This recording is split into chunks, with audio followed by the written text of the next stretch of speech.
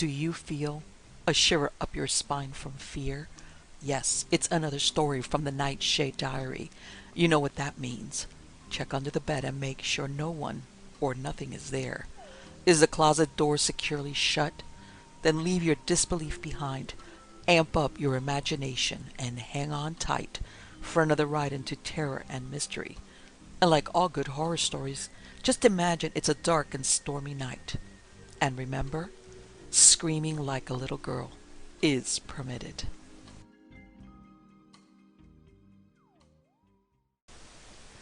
The music of Erich Zann by H.P. Lovecraft.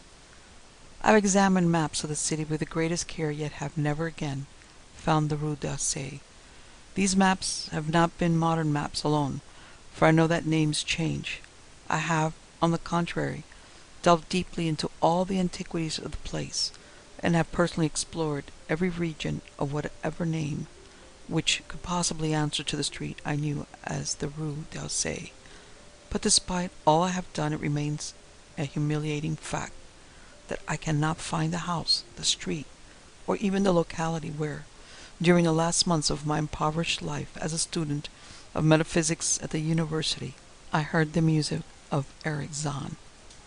That my memory is broken, I do not wonder, for my health, physical and mental, was gravely disturbed throughout the period of my residence in the Rue d'Auseil, and I recall that I took none of my few acquaintances there.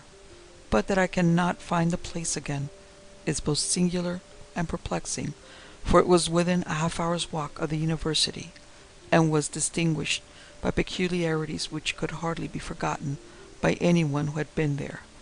I have never met a person who has seen the Rue d'Auseil. The Rue d'Auseil lay across a dark river bordered by precipitous brick, blear-windowed warehouses, and spanned by a ponderous bridge of dark stone. It was always shadowy along the river, as if the smoke of neighboring factories shut out the sun perpetually. The river was also odorous with evil stenches, which I have never smelled elsewhere, and which may some day help me to find it, since I should recognize them at once.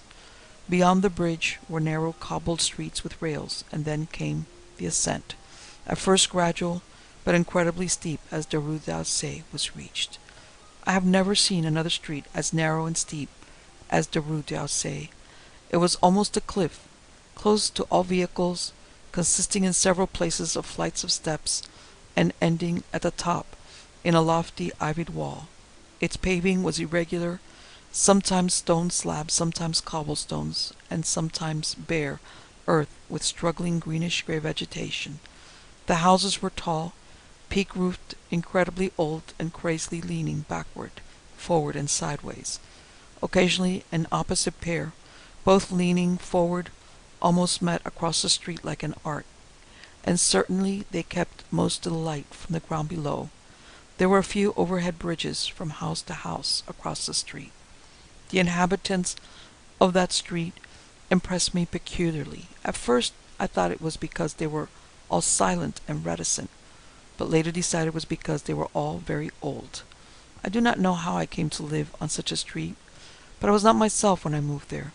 I had been living in many poor places, always evicted for want of money, until at last I came upon that tottering house in the Rue d'Auseil, kept by the paralytic Blandot. It was the third house from the top of the street, and by far the tallest of them all. My room was on the 5th story, the only inhabited room there, since the house was almost empty. On the night I arrived I heard strange music from the peak garret overhead, and the next day asked old Blandot about it. He told me it was an old German viol player, a strange dumb man who signed his name as Erich Zann, and who played evenings in a cheap theatre orchestra, adding that Zann's desire to play in the night after his return from the theatre was the reason he had chosen this lofty and isolated garret room, whose single gable window was the only point on the street from which one could look over the terminating wall at the declivity and the panorama beyond. Thereafter I heard Zann every night, and although he kept me awake, I was haunted by the weirdness of his music. Knowing little of the art myself, I was yet certain that none of his harmonies had any relation to music I had heard before, and concluded that he was a composer of highly original genius. The longer I listened, the more I was fascinated, until after a week I resolved to make the old man's acquaintance. One night, as he was returning from his work, I intercepted Zann in the hallway, and told him that I would like to know him and be with him when he played. He was a small, lean, bent person, with shabby clothes, blue eyes, grotesque satyr-like face, and nearly bald head, and at my first words seemed both angered and frightened. My oblivious friendliness, however, finally melted him, and he grudgingly motioned me to follow him up the dark, creaking, and rickety attic stairs. His room, one of only two in a steeply pitched garret, was on the west side towards the high wall that formed the upper end of the street. Its size was very great, and seemed the greater because of its extraordinary bareness and neglect. Of furniture there was only a narrow bed, a dingy washstand, a small table, a large bookcase, an iron music rack, and 3 old-fashioned chairs. Sheets of music were piled in disorder about the floor. The walls were of bare boards, and had probably never known plaster, while the abundance of dust and cobwebs made the place seem more deserted than inhabited. Evidently, Erich Zann's world of beauty lay in some far cosmos of the imagination. Motioning me to sit down, the dumb man closed the door, turned a large wooden bolt, and lighted a candle to augment the one he had brought with him. He now removed his violin from its moth-eaten covering, and taking it, seated himself in the least uncomfortable of the chairs. He did not employ the music rack, but offering no choice, and playing from memory, enchanted me for over an hour with strains I had never heard before. Strains which must have been of his own devising. To describe their exact nature is impossible, for one unversed in music. They were a kind of fugue, with recurrent passages of the most captivating quality, but to me were notable for the absence of any of the weird notes I had overheard from my room below on other occasions. Those haunting notes I had remembered, and had often hummed and whistled inaccurately to myself, so when the player at length laid down his bow, I asked him if he would render some of them. As I began my request, the wrinkled satyr-like face lost the bored placidity it had possessed during the playing, and seemed to show the same curious mixture of anger and fright which I had noticed when first I accosted the old man. For a moment I was inclined to use persuasion, regarding rather lightly the whims of senility, and even tried to awaken my host's weirder mood by whistling a few of the strains to which I had listened the night before, but I did not pursue this course for more than a moment, for when the dumb musician recognized the whistled air, his face grew suddenly distorted with an expression wholly beyond analysis, and his long, cold, bony right hand reached out to stop my mouth and silence the crude imitation.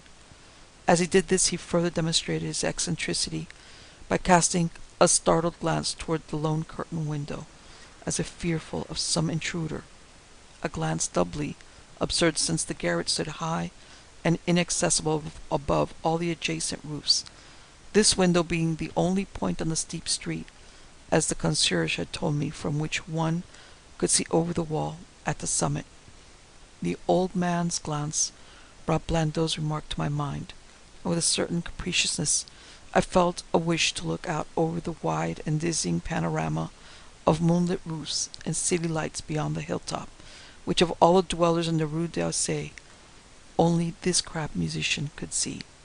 I moved toward the window, and would have drawn aside the nondescript curtain, when a frightened rage, even greater than before, the dumb lodger was upon me again, this time motioning with his head toward the door, as he nervously strove to drag me thither with both hands. Now thoroughly disgusted with my host, I ordered him to release me, and told him I would go at once. His clutch relaxed, and as he saw my disgust and offense, his own anger seemed to subside. He tightened his relaxing grip, but this time in a friendly manner, forcing me into a chair, then with an appearance of wistfulness crossing to the littered table, where he wrote many words with a pencil in the laboured French of a foreigner.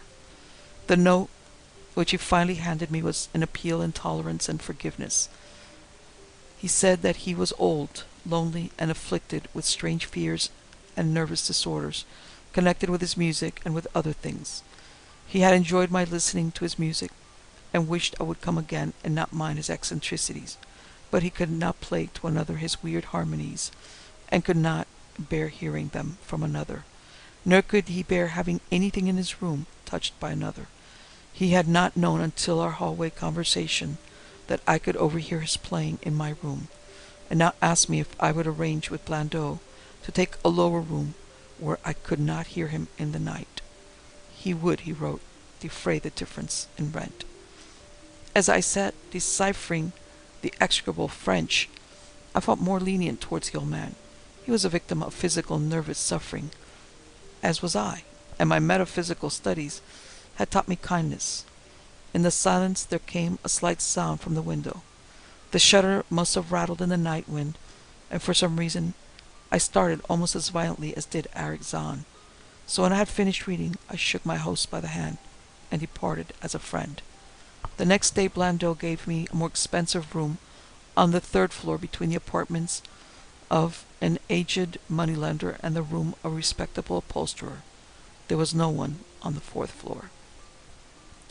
It was not long before I found that Zann's eagerness for my company was not as great as it had seemed.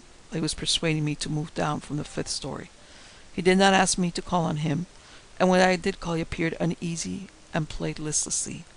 This was always at night. In the day he slept, and would admit no one. My liking for him did not grow, though the attic rooms and the weird music seemed to hold an odd fascination for me. I had a curious desire to look out of that window, over the wall and down the unseen slope, at the glittering roofs and spires which must lie outspread there. Once I went up to the garret during theatre hours when Zann was away, but the door was locked. What I did succeed in doing was to overhear the nocturnal playing of the dumb old man. At first I would tiptoe up to my old 5th floor, then I grew bold enough to climb the last creaking staircase to the peaked garret. There in the narrow hall, outside the bolted door with a covered keyhole, I often heard sounds which filled me with an indefinable dread, the dread of vague wonder and brooding mystery. It was not that the sounds were hideous, for they were not, but that they held vibrations suggesting nothing on this globe of earth, and that at certain intervals they assumed a symphonic quality which I could hardly conceive as produced by one player. Certainly Erich Zann was a genius of wild power. As the weeks passed, the playing grew wilder, while the old musician acquired an increased haggardness and furtiveness pitiful to behold. He now refused to admit me at any time, and shunned me whenever we met on the stairs. Then one night, as I listened at the door, I heard the shrieking violin swell into a chaotic babble of sound, a pandemonium which could have led me to doubt my own shaking sanity, had there not come from behind that barred portal a piteous proof that the horror was real. The awful, inarticulate cry, which only a mute can utter, and which rises only in moments of the most terrible fear or anguish. I knocked repeatedly at the door, but received no response. Afterward I waited in the black hallway, shivering with the cold and fear, till I heard the poor musician's feeble effort to rise from the floor by the aid of a chair. Believing him just conscious after a fainting fit, I renewed my rapping, at the same time calling out my name reassuringly. I heard Zann stumble to the window, and close both shutters and sash, then stumble to the door, which he falteringly unfastened to admit me. This time his delight at having me present was real, for his distorted face gleamed with relief, while he clutched at my coat as a child clutches at its mother's skirts. Shaking pathetically, the old man forced me into a chair, while he sank into another, beside which his viol and bow lay carelessly on the floor. He sat for some time inactive, nodding oddly, but having a paradoxical suggestion of intense and frightened listening. Subsequently he seemed to be satisfied, and crossing to a chair by the table, wrote a brief note, handed it to me, and returned to the table, where he began to write rapidly and incessantly. The note implored me, in the name of mercy and for the sake of my own curiosity, to wait where I was while he prepared a full account in German of all the marvels and terrors which beset him. I waited, and the dumb man's pencil flew. It was perhaps an hour later, while I still waited, and while the old musician's feverishly written sheets still continued to pile up, that I saw Zann start, as from the hint of a horrible shock. Unmistakably he was looking at the curtained window and listening shudderingly. Then I half fancied I heard a sound myself. That was not a horrible sound, but rather an exquisitely low and infinitely distant musical note, suggesting a player in one of the neighbouring houses, or in some abode beyond the lofty wall over which I had never been able to look. Upon Zann the effect was terrible, for dropping his pencil suddenly, he rose, seized his viol, and commenced to rend the night, while the wildest playing I had ever heard from his bow, save when listening at the barred door. It would be useless to describe the playing of Erich Zann on that dreadful night. It was more horrible than anything I had ever heard, because I could now see the expression of his face, and could realize that this time the motive was stark fear. He was trying to make a noise, to ward something off, or drown something out. What I could not imagine, awesome though I felt it must be. The playing grew fantastic, delirious, and hysterical, yet kept to the last the qualities of supreme genius, which I knew this strange old man possessed. I recognized the air. It was a wild Hungarian dance, popular in the theatres, and I reflected for a moment that this was the first time I had ever heard Zann play the work of another composer. Louder and louder, wilder and wilder, mounted to the shrieking and whining of that desperate viol. The player was dripping with an uncanny perspiration, and twisted like a monkey, always looking frantically at the curtained window. In his frenzied strains I could almost see shadowy satyrs and bacchanals dancing and whirling insanely through seething abysses of clouds and smoke and lightning. And then I thought I heard a shriller, steadier note that was not from the viol, a calm, deliberate, purposeful, mocking note from far away in the west. At this juncture the shutter began to rattle, and a howling night wind, which had sprung up outside as if in answer to the mad playing within. Zann's screaming viol now outdid itself, emitting sounds I had never thought a viol could emit. The shutter rattled more loudly, unfastened, and commenced slamming against the window. Then the glass broke shiveringly under the persistent impacts, and the chill wind rushed in, making the candles splutter and rustling the sheets of paper on the table where Zann had begun to write out his horrible secret. I looked at Zann and saw that he was past conscious observation. His blue eyes were bulging, glassy, and sightless, and the frantic playing had become a blind, mechanical, unrecognizable orgy that no pen could even suggest. A sudden gust, stronger than the others, caught up the manuscript and bore toward the window. I followed the flying sheets in desperation, but they were gone before I reached the demolished panes. Then I remembered my old wish to gaze from this window, the only window in the Rue d'Auseil, from which one might see the slope beyond the wall, and the city outspread beneath. It was very dark, but the city lights always burned, and I expected to see them there amidst the wind and rain. Yet, when I looked from that highest of all gable windows, looked while the candles spluttered and the insane viol howled with the night wind, I saw no city spread below, and no friendly lights gleamed from remembered streets, but only the blackness of space, illimitable, unimagined space, alive with motion and music, and having no semblance of anything on earth. And as I stood there looking in terror, the wind blew out both the candles in that ancient peaked garret, leaving me in impenetrable and savage darkness, with chaos and pandemonium before me, and the demon madness of that night-baying viol behind me. I staggered back in the dark, without the means of striking a light, crashing against the table, overturning a chair, and finally groping my way to the place where the blackness screamed with shocking music. To save myself and Erich Zann, I could at least try, whatever the powers opposed to me. Once I thought some chill thing brushed me, and I screamed, but my scream could not be heard above the hideous viol. Suddenly, out of the blackness, the madly sawing bow struck me, and I knew I was close to the player. I felt a head touch the back of Zann's chair, and then found and shook his shoulder in an effort to bring him to his senses. He did not respond, and still the viol shrieked on without slackening. I moved my head to his head, whose mechanical moaning I was able to stop, and shouted in his ear that we must both flee from the unknown things of the night. But he neither answered me nor abated the frenzy of his unutterable music, while all through the garret strange currents of wind seemed to dance in the darkness and babble.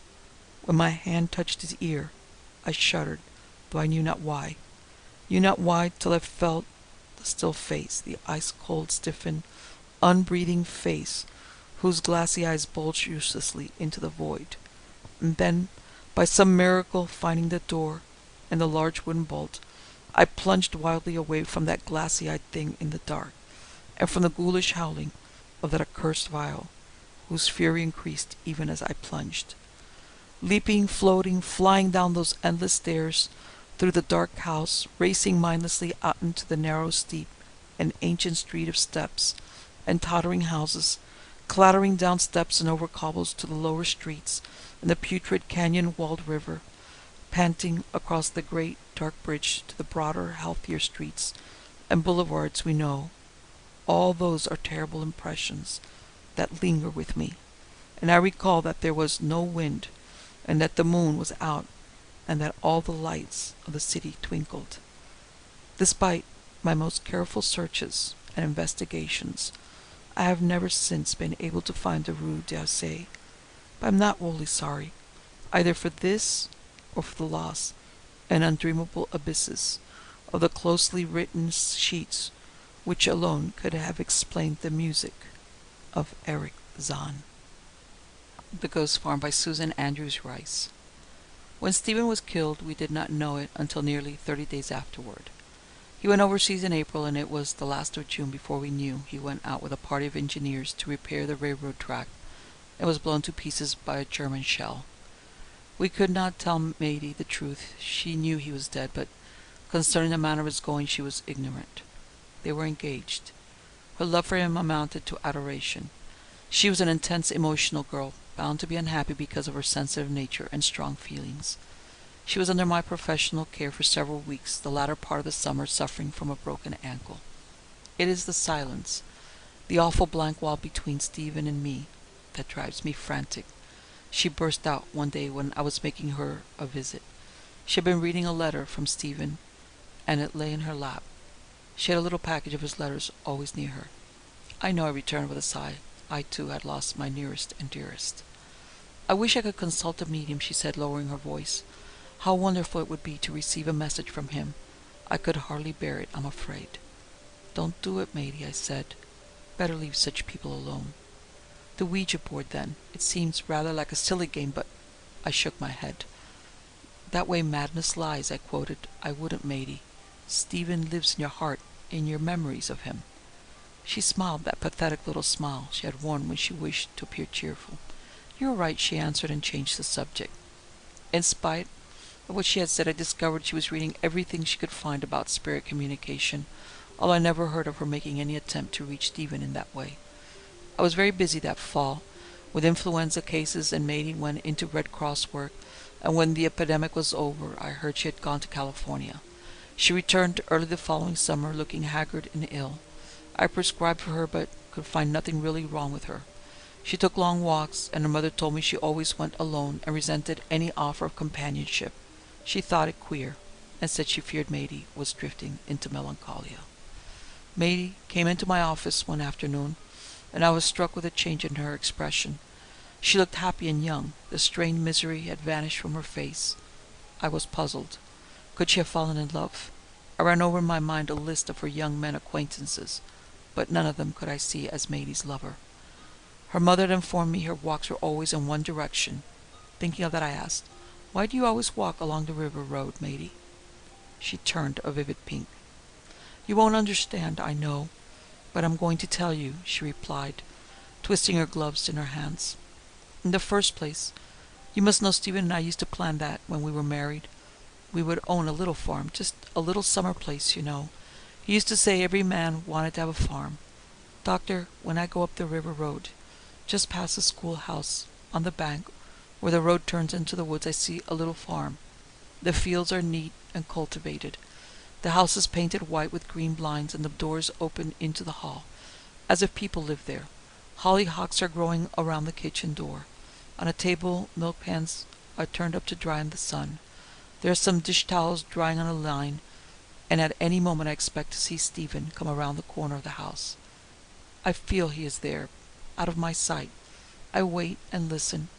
He hasn't come yet, but he will some day, and when he comes, I shall go with him. Her face was luminous with joy. What could I say? What I to say? Do you think I could see the farm if I were with you? I asked, speaking slowly. I'm afraid you couldn't, she replied. No one knows it's there but Stephen and me. Then, my dear Matey, it exists only in your imagination, I told her gently. She smiled, as one smiles at a child who doubts one's word, and she went away. I studied her case carefully. A good psychoanalyst might have helped her, but I was not skillful in that method of treatment. I see now that we did wrong in circumventing her. In accordance with my advice, her friends attempted to divert her attention from her daily walk. She was taken on automobile excursions. Visitors came at that hour of the day. She was invited to go to moving pictures. Duties were crowded upon her in the hope of altering the fixed idea in her mind of Stephen's waiting at the ghost farm. She was very sweet about acceding to demands and requests, though sometimes she would obstinately refuse to listen to them. August brought hot weather. The extreme heat wore upon our nerves. Everybody relaxed. Released from vigilant watchfulness, Matey left the house unnoticed. A terrific thunderstorm came up, and Matey's mother was beside herself. She had been lying down taking a nap when Matey slipped away. She telephoned to me when the shower was over, as Matey was not missed until then. I got out of my car and started up the river road, a sense of foreboding in the back of my mind. I had not proceeded far when a tire blew out. Impatiently I left the machine and hurried on foot past the weather-beaten old schoolhouse a short distance. Suddenly I stopped in my tracks. The sun had come out, and I saw the ghost farm. It was exactly as Matey had described it. A stretch of green fields, a small white house with green blinds, hollyhocks growing by the kitchen door, milk pans glistening in the sun, drying on a table, towels fluttering on a line.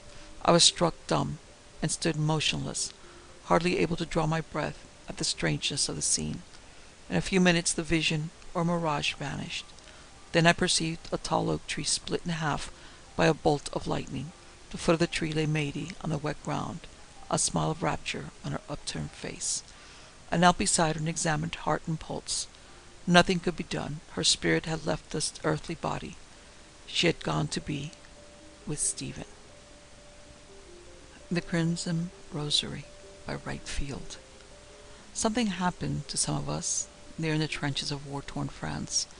A quickening of perception toward the unknown, a keening of the spiritual sensibilities, a thinning of the wall of flesh that ordinarily shuts us out from communication with the mystic forces of the invisible world that surrounds us.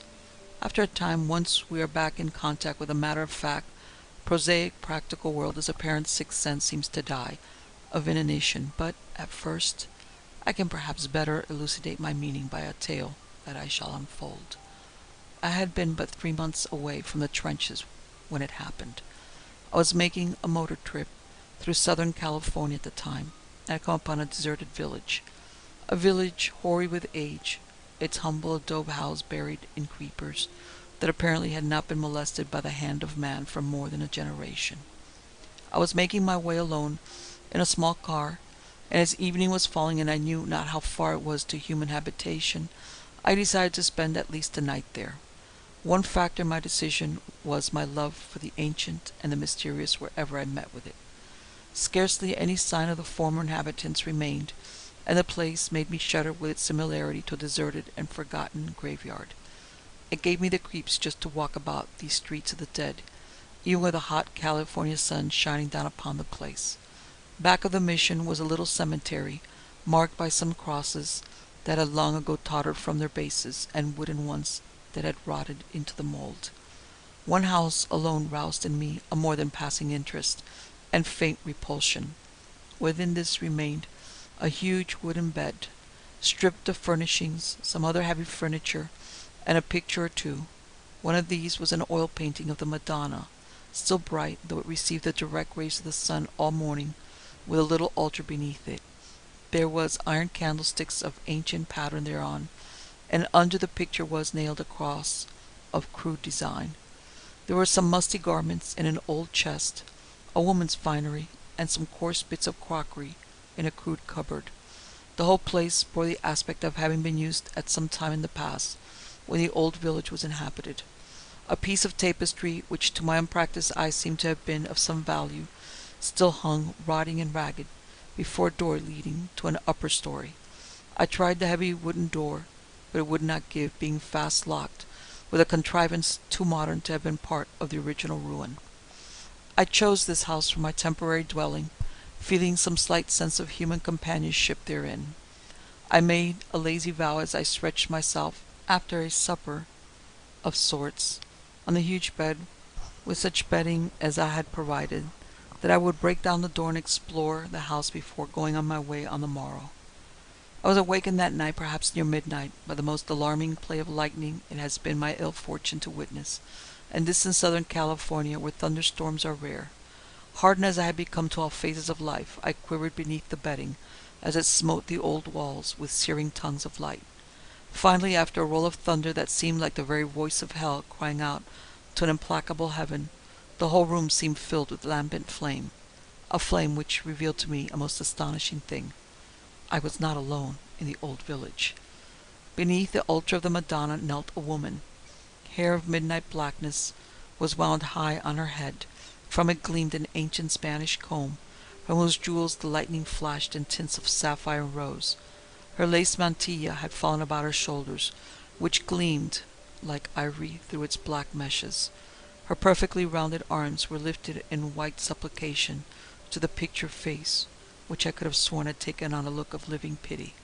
The very eyes, so calm and moveless, seemed now to be turned upon the kneeling supplicant, while the painted lips moved in some accent of comfort. The unknown woman wore a short, full-skirted garment of black and scarlet, and a gay fringed silken Spanish shawl fell about her feet, that were clad in tiny scarlet dancing slippers. I had time to think what an outlandish costume it was for the time and place, before it occurred to me to slip into my clothes and offer what aid and comfort I could. I knew not whether she had come, but it was evident that she had sought this place to worship, frightened by the storm, which was enough to make a stout heart quail, let alone that of a frail young woman. I sat very still for a time, not wishing to disturb her at her devotions, or speak unless she showed some sign of panic. Finally she rose slowly, slipping her mantilla over her head, and drawing the shawl about her slender, graceful form. Then she turned toward me, the still flashing rays of light showing me a face of transcendent loveliness and eyes of dark fire. She seemed to be perfectly aware of my presence, and stepped lightly toward me. I motioned her to come and sit beside me on the bench I had chosen in a sheltered corner. As she approached, I was aware of a faint, intangible, curious odor, reminiscent of some time or place that I could not determine. She glided toward me and sank upon the seat. In 5 minutes my arms were about her. I cannot give you any coherent account of the night that followed. I cannot quote a word of the endless conversations we had together. I cannot remember the feeling of her smooth flesh, the touch of her lips on mine, the sensations that pervaded me. I recall only the facts themselves. Something I had wanted all my life was given to me during those 3 nights, when time was not and life stood still, as at some crossroad, some quality of heart, brain, or spirit that no woman before or since has ever been able to give me. She too sensed to find in me some quality to which it seemed her other lovers had been strangers. Although I could not quote a word she said, and still more strangely, I cannot now recall a single accent of her voice, as if I had never heard it at all, but merely sensed her thoughts in some occult manner. I knew that she conveyed to me a sad story of having been in the control of a man whom she had at first loved, then learned to fear and hate, and had often threatened her life.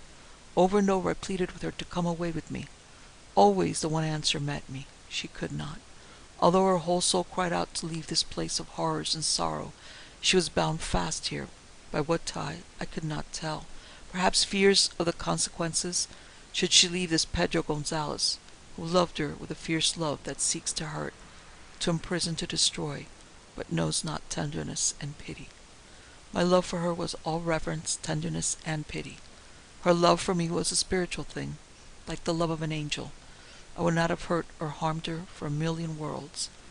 Hours we sat in each other's arms, while outside the storm raged, the rain falling in torrential streams, day and night. She always sat until I had fallen asleep from sheer weariness, and then glided away. Days I sought the village over frantically, hoping to meet her oppressor face to face, but found nothing, not even a footprint, which any way the fierce rain would have eradicated. It was all I could do to stagger against it from house to house. Each night, when I had turned my head away from the entrance, or was looking out of a window, she would suddenly appear. I knew not from where, or lay a soft arm about my neck, a touch met by every bounding pulse in my body. She kept faithfully the secret of her hiding place, so I came to believe it might be off in the dense forest somewhere, and only awaited the beginning of the storm to search until I could find and carry her away. When she was gone, I indulged in hours of fruitless smoldering hatred for this Pedro Gonzalez. When she was in my arms, I only loved her. There has never been another love like it.